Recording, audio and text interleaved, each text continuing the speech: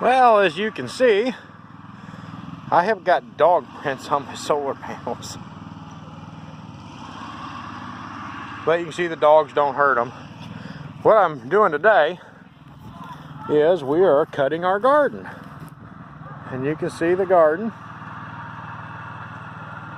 Goes out there a ways. I got kids there on the garden tractor playing, but you see I got a pretty good sized garden going.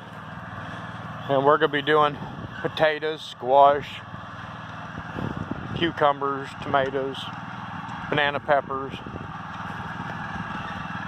a couple different kind of squash like banana squash, straight neck squash, and so forth. So you can see we got a pretty nice big garden going on here. You can see my other solar panels up by my house. So these are just some of the few things we're getting ready to do for this year, trying to get our garden ready to go. It'll be 1st of February before we can plant our potatoes. Have a great day. Bye.